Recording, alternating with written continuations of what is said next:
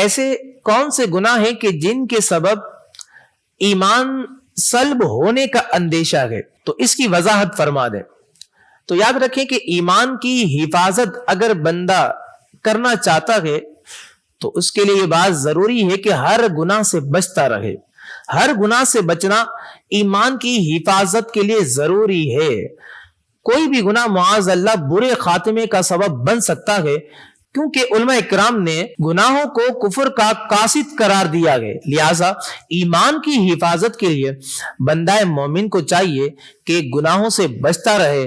بندہ اگر گناہ کرتا رہے تو معاذ اللہ گناہ کرتے کرتے دل اس قدر سخت اور اندھا ہو جاتا ہے کہ بندہ خیر و بلائی اور رحمت سے محروم ہو کر بدبختی میں مبتلا ہو جاتا ہے، اور بالآخر ایک وقت ایسا آتا ہے کہ بندہ پھر جو ہے ایمان سے بھی ہاتھ دھو بیٹھتا ہے۔ اور بعض گناہوں کو بطور خاص بھی بزرگوں نے جو ہے یہ برے خاتمے کا سبب قرار دیا ہے۔ خلاصہ کلام یہ ہے کہ ہر گناہ سے بچتا رہے، ہر گناہ سے اپنی حفاظت رکھے۔ یہ اپنی حفاظت رکھنا بندے کے ایمان کو محفوظ رکھتا ہے۔ چنانچہ شرح الصدور کے اندر یہ بات موجود ہے۔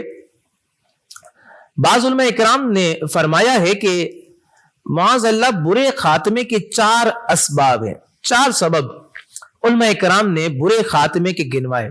فرماتے ہیں کہ سب سے پہلا سبب جو ہے نماز میں سستی کرنا۔ یہ نماز میں سستی کرنا برے خاتمے کا سبب ہے۔ دوسرا سبب شراب پینا، یہ بھی برے خاتمے کا سبب ہے۔ تیسرا سبب والدین کی نافرمانی کرنا، یہ بھی برے خاتمے کا سبب ہے۔ اور چوتھا سبب مسلمانوں کو تکلیف دینا، یہ بھی برے خاتمے کا سبب ہے۔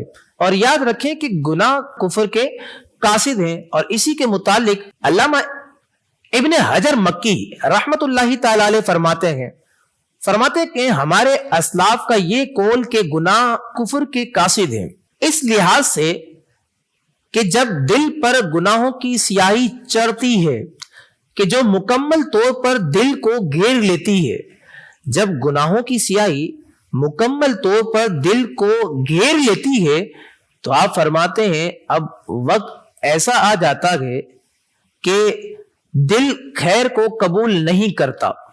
پھر اس کے بعد ہوتا کیا ہے؟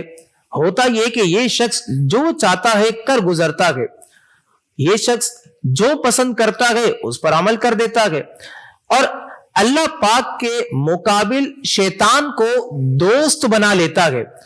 اور پھر ہوتا کیا ہے؟ جب شیطان کو دوست بنا لیتا ہے تو شیطان اسے گمراہ کر دیتا ہے۔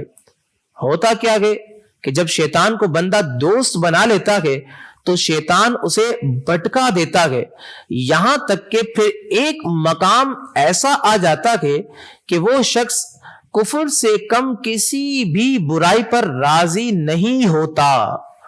لہذا یاد رکھیے گا کہ ہر گناہ سے اگر بندہ اپنی حفاظت کرتا رہے، ہر گناہ سے بندہ اپنے آپ کو بچاتا رہے، تو پھر انشاءاللہ تبارک و تعالی اس کا خاتمہ بالخیر ہوگا، اس کا خاتمہ ایمان پر ہوگا۔